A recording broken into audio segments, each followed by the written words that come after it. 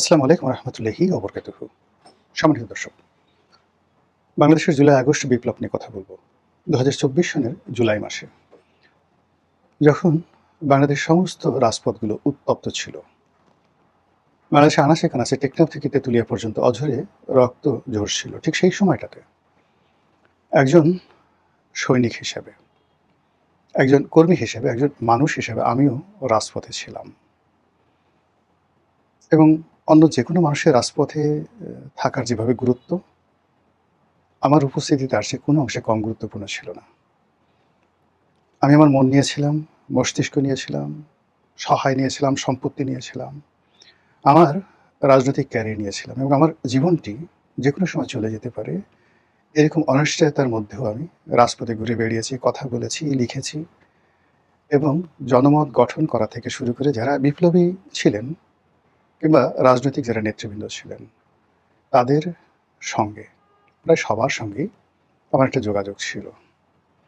তো কাজে এই জুলাই বিপ্লব যখন সফল হলো, যে কজন মানুষ বাংলাদেশের সবচেয়ে খুশি ছিলেন আমি তাদেরই একজন।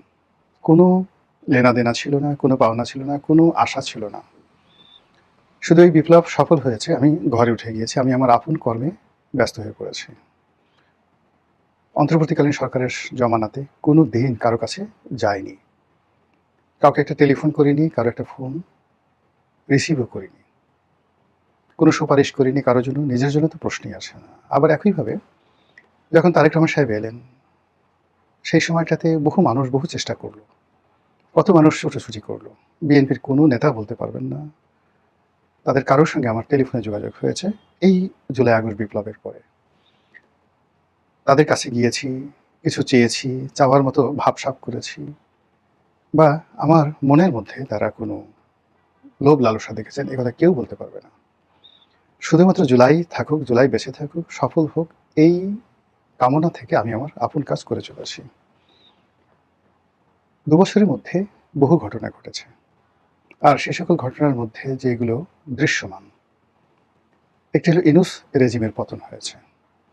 এখন ডক্টর মোহাম্মদ ইউনূস এবং তার সাথে যারাই সহযোগী ছিলেন, প্রতিটি মানুষ আমাদের এই সমাজে কারো কাছে ঘৃণিত, কারো কাছে নিন্দিত, কারো কাছে প্রতিশোধের উপলক্ষ। সুযোগ পেলে তারা এই সকল লোকদের উপর প্রতিশোধ চরিতার্থ করবে। কেন করবে, কি করবে সেটা অন্য একটা বিষয়। আমি শুধুমাত্র সিনিয়রগুলো বলছি। এরপর এই জুলাই আগস্টে যারা নিজেদেরকে জুলাই যোদ্ধা বলেন, জুলাই বিপ্লবী বলেন, তাদেরকে নিয়ে এখন যে সকল আজে বাজে কথা বলা হচ্ছে, যে সকল শব্দ উচ্চারণ করা হচ্ছে এবং যে সকল অরুচিকর খবরাখবর বের হয়ে আসছে, তাদের অর্থনৈতিক, তাদের জৈবিক, তাদের লোভ, তাদের লালসা, তাদের কামনা বাসনা থেকে শুরু করে এমন সব বিষয় সমন্বয়কদের সম্পর্কে, জুলাই যোদ্ধাদের সম্পর্কে চলে আসছে যে এখন খুব অল্প সংখ্যক মানুষ ছাড়া বেশিরভাগ মানুষ জুলাই এবং জুলাই যোদ্ধার সম্পর্কে কথা উঠলে কেউ মুখ ফিরিয়ে নেয়, কেউ মুখ দিয়ে একটা বাজে শব্দ বলে। আর এই জুলাইয়ের যারা প্রতিপক্ষ, আওয়ামী লীগের যারা লোকজন, তারা এই জুলাই সম্পর্কে প্রকাশ্যে এমন সব কথাবার্তা বলছে যে সকল কথাবার্তা সাধারণত জুলাই যোদ্ধারা কয়েকদিন আগ পর্যন্ত আওয়ামী লীগের লোকদের বিরুদ্ধে বলতো। 2 বছরের মাথায় পরিস্থিতি এমন একটা জায়গাতে এসে পৌঁছে গেছে, মানুষ এখন আর আওয়ামী লীগের বিরুদ্ধে কোনো নেতিবাচক কথা শুনতে চায় না। বরং তাদের কাছে যদি এই আন্দোলনকারী জুলাই যোদ্ধা, এনসিপি, জামাত, বিএনপি যারা এই সময়টাতে ক্ষমতার অংশীদার, তাদের সম্পর্কে যে কোনো নেতিবাচক কথা আপনি বলেন, সঙ্গে সঙ্গে কান খাড়া করবে, তারপরে নিজে দাঁড়িয়ে যাবে, আপনাদেরকে বসাবে এবং বলবে যে ভাই আরও কিছু বলেন, শুনতে খুব ইচ্ছা করছে। এই কোন লোক বিদেশে কত টাকা পাচার করেছে, কার কয়টা গার্লফ্রেন্ড আছে, কে কতটা টাউটারি করেছে, কে কতটা বাটপারি করেছে, কার পাঞ্জাবির পকেট ভরে গেছে টাকাতে, কে কোন জঙ্গিবাদের সাথে জড়িত, কে আমেরিকার ডিপ এজেন্টের লোক ছিল, কে আওয়ামী লীগের এজেন্ট ছিল, কে বিএনপির এজেন্ট ছিল, তারেক রহমান সাহেব লন্ডন থেকে কার কার সাথে যোগাযোগ করেছেন, এই কথাগুলো মানুষ এখন শুনতে চাচ্ছে। এর ফলে কি হলো, একটা সময়, এটা 2024 সনের নভেম্বর ডিসেম্বর, এমনকি 2025 সনের জানুয়ারি ফেব্রুয়ারি মাস পর্যন্ত এই ট্রেন্ডটা চালু ছিল। মানুষ জুলাই যোদ্ধা হতে চেত, মানুষ বলতে চাইতো আমি জুলাই যোদ্ধার মাস্টার মাইন্ড, অথবা আমি জুলাই যোদ্ধার মাস্টার মাইন্ডের আত্মীয়, শালা, সম্বন্ধী, ভাগিনা, ভাতিজা ইত্যাদি। কিন্তু এখন যদি আপনি কাউকে গিয়ে এ ধরনের কথাবার্তা বলতে চান, তারা মুখ ফিরিয়ে নেবে। ইতিমধ্যে এই পুরো যে বিপ্লবের যে প্রক্রিয়াটি, এটি যে একটা রিদম আছে, এটির যে একটা কাব্যগাথা আছে, এটির যে একটা সাহিত্য আছে, এটি পুরো মানে রিভার্স হয়ে গেছে। এখন জুলাইয়ের ইতিহাস অন্ধকারে, অনেকটা সেই যে সকল আমরা খুব গোপনে যে সকল বই ছোটকালে পড়তাম, আপনাদের মনে আছে যে পিন দিয়ে আটকানো থাকতো গোপন প্রেমের রগরগে কাহিনী, কিংবা লেডি চ্যাটার্সলিজ লাভার, বা অন্যান্য যে সকল যৌন উত্তেজক বই, নিষিদ্ধ রাজনীতির বই, এই জিনিসগুলো সমাজে যেগুলো পাওয়া যেত, আমরা খুব গোপনে গোপনে যে বইগুলো অনেকে পড়তাম বা আপনারা পড়তেন। তো সেই রকম আসলে জুলাইয়ের যে প্রকৃত ইতিহাস, সেই ইতিহাসটা সামনে আনা যাচ্ছে না। এখানে সবাই প্রশ্ন করছে যে এই যে এত বড় একটা বিপ্লব হলো, এটা কি কেবলই মাত্র কোটা বিরোধী আন্দোলন ছিল? এটা কি এই কোটা বিরোধী আন্দোলনের অল্প কয়েকজন যারা নেতৃত্ব ছিলেন, তাদের আহ্বানে সারা বাংলাদেশে যে লক্ষ লক্ষ মানুষ রাস্তায় বের হয়ে এলো, তারা কি এই কোটা পদ্ধতি চালুর জন্য এলো, নাকি শেখ হাসিনার বিরুদ্ধে তাদের যে পুঞ্জীবিত ক্ষোভ এবং বিক্ষোভ ছিল সেটাকে উদ্গীরণ করার জন্য এলো, নাকি এরকম একটা নাটক তৈরি করা হয়েছিল, পরিবেশ পরিস্থিতি তৈরি করা হয়েছিল, এরকম একটা ভাইব তৈরি করা হয়েছিল যে মানুষের মধ্যে আবেগ তৈরি হয়ে যায়, এবং সেই আবেগে মানুষ রাস্তায় নেমে আসে। আর মানুষ যখন রাস্তায় নেমে এসেছিল আবাল বৃদ্ধ বনিতা, ঠিক সেই সময়টাতে যারা পর্দার আড়ালের খেলোয়াড়, তারা খেলে দিয়েছে। কেউ AK-47 হাতে নিয়েছে, কেউ স্নাইপার রাইফেল হাতে নিয়েছে, কেউ তলোয়ার হাতে নিয়েছে, আরো অনেক কিছু। এই কথাগুলো এখন আর কেউ প্রকাশ্যে আলোচনা করতে চাচ্ছে না। এর কারণ হলো যে বেশিরভাগ মানুষ আন্দোলনে মোরাললেস, বুঝে হোক না বুঝে হোক, আবেগের কারণে হোক, সবাই গিয়েছে। তো এই বিষয়গুলো যত বেশি আলোচনা করছে, তারা সবাই ভয় পাচ্ছে। যেমন আমি ভয় পাচ্ছি যে ঠিক আছে, আমি তো 2014 সন থেকে এরকম চ্যাটাং চ্যাটাং কথা বলে আসছি। তো এখন দেখা গেল ভবিষ্যতে আওয়ামী লীগ এলো বা অন্য কোনো দল এলো, আচ্ছা ঠিক আছে, গোলাম মোল্লা রনিকে ধরে আনো, এনে তার কাছে এটা জিজ্ঞাসা করে যে তার সাথে তারেক রহমান সাহেবের সাথে কি কথা হয়েছিল, তার সাথে জামাতের লোকজনের কি কথা হয়েছিল, এনসিপির লোকজনের সাথে কোনো কথাবার্তা হয়েছিল কিনা, তার সাথে মার্কিন ডিপ স্টেটের কোনো কথা হয়েছিল কিনা, কিংবা বিদেশের যারা ইল্লু পিঙ্কু আছে তাদের সাথে কোনো কালে কথা হয়েছিল কিনা।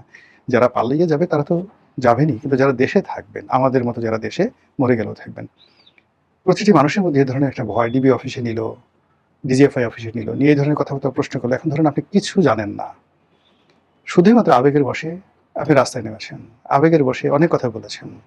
এখন সেই সকল কথাবার্তা ক্লিপ, এগুলো কেন আপনি বলেছেন, আপনার 2 ইয়ার্স 3 ইয়ার্স যদি আপনাকে এগুলো জিজ্ঞাসা করা হয়, আপনি রীতিমতো শ্রদ্ধা হয়ে যাবেন, বেকুব হয়ে যাবেন। এবং যখন আপনাকে কোনো কর্তৃপক্ষ এভাবে জিজ্ঞাসা করবে, আপনার হাত পা থরথর করে কাঁপতে থাকবে। তো এর ফলে কি হলো, মানে এই যে জুলাই নিয়ে যে আবেগ ছিল, উচ্ছ্বাস ছিল, এবং সবাই যেভাবে নিজেদেরকে জুলাই যোদ্ধা মনে করতেন, এখন সেখান থেকে ক্রমশ মানুষ জাস্ট অনেকটা সেই হরলিক্সের মতো, আমি এমনি এমনি খেয়েছি। হরলিক্সের একটা বিজ্ঞাপন হতো না, খুব সুন্দর, যে আমি তো এমনি এমনি খাই। কেউ পুষ্টির জন্য খায়, কেউ প্রয়োজনে খায়, কিছু কিছু কিছু মানুষ আছে এমনি এমনি হরলিক্স খায়, ভালো লাগে। আমাদের দেশে কিছু কিছু মানুষ আছে রাস্তায় লোকজন দাঁড়ানো দেখলে তারা দাঁড়ায়, মসজিদে দাঁড়িয়ে নামাজে দাঁড়ায়, কেউ যদি কোনো কারণে একটু কাশিয়ে দেয়, তো যে লোক জীবনে গত 2-3 বছরে কাশি নেই, সেই দিনও তাকে কাশতে হবেই মসজিদের মধ্যে, করে এরকম একটা কাশি দিতেই হবে। এরপরে নামাজে দাঁড়িয়েছে, সে দেখুন হয়তো অবোধ বালক বালিকা, সে হয়তো কিক করে হেসে দিয়েছে। 80 বছরের বুড়া লোকটি পাশে, তাকেও হাসতে হবে।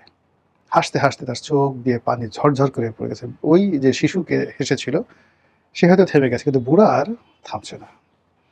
রাস্তাতে আপনি যাচ্ছেন, হঠাৎ করে দেখা গেল যে দাঁড়িয়ে 3-4 জন লোক একটা ওয়ালের ওখানে দাঁড়িয়ে প্রস্রাব করছে। আপনার কোনো দরকার নাই, আপনি গাড়ি থামাবেন, মোটরসাইকেল থামাবেন, বা বাজার সওদা নিয়ে যাচ্ছেন, আপনি ওখানে আপনার প্রস্রাব করতে হবে ঠিক ওই জায়গাতে লাইনে দাঁড়িয়ে। এই হলো আমাদের দেশের লোকজনের একটা স্বাভাবিক অবস্থা, হুজুকে চলে। তো জুলাই এবং আগস্টে যে হুজুক সারা বাংলাদেশে চলেছিল, প্রথম দিকে এই হুজুকের দাবিদার হিসেবে আমরা সবাই দাবি করেছি, আর এখন ধীরে ধীরে তার থেকে বের হয়ে আসার চেষ্টা করছি। কারণটা কি? প্রথম কারণ ডক্টর মোহাম্মদ ইউনূসের ব্যর্থতা। দ্বিতীয় কারণ, ওই সময়টিতে আওয়ামী লীগ বিরোধী যে সকল শক্তি ছিল, যাদের প্রতি একটা পাবলিক সেন্টিমেন্ট ছিল, প্রায় সবাই 3 থেকে 4 মাসের মধ্যে চাঁদাবাজি, মাস্তানি, দখলবাজি ইত্যাদি বিভিন্ন কর্মে যে রেকর্ড তৈরি করেছে, সেই রেকর্ডগুলো আওয়ামী লীগ জমানার 17 বছরের সকল রেকর্ডকে পিছনে ফেলে দিয়েছে। ফলে কি হলো? মানুষের মোহ কেটে গেছে, আতঙ্ক ছড়িয়ে পড়েছে।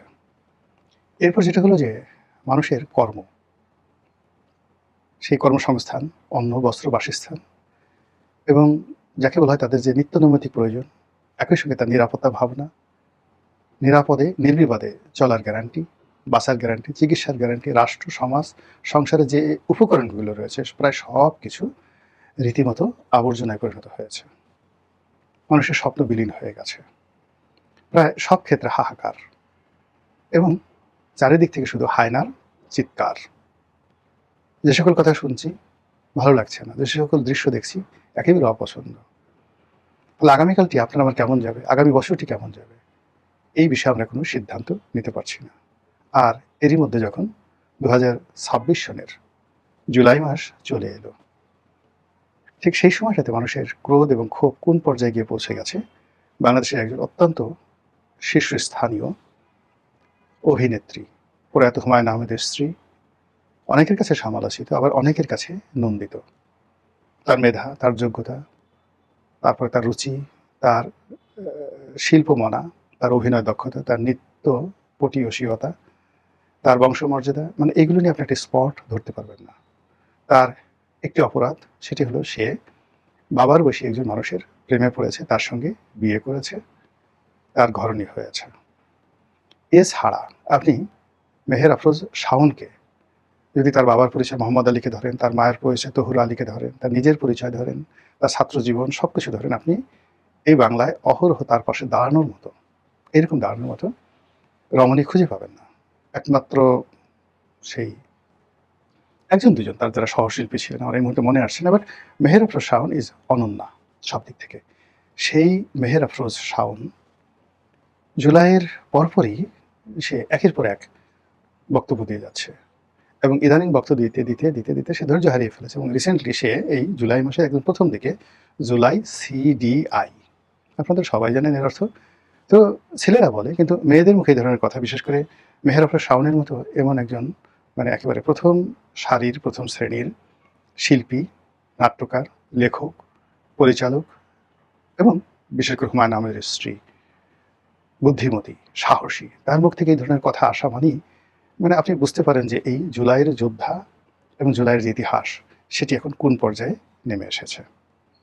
সারা বাংলাদেশ তোলপাড় চলছে শাওনকে নিয়ে, যে যার মতো গালাগালি করছে, কিন্তু গালাগালি করেন, আপনার ভালো লাগে শাওনকে গালাগালি করতে, আপনি করেন, কিন্তু তার সঙ্গে সঙ্গে শাওন কালে এই কথা বললো বা শাওনের মতো অন্যান্য হাজার হাজার মানুষ, লাখ লাখ মানুষ এই কথাগুলো যারা বলছে, আপনি তাদেরকে তো টিকিটে পাচ্ছেন না।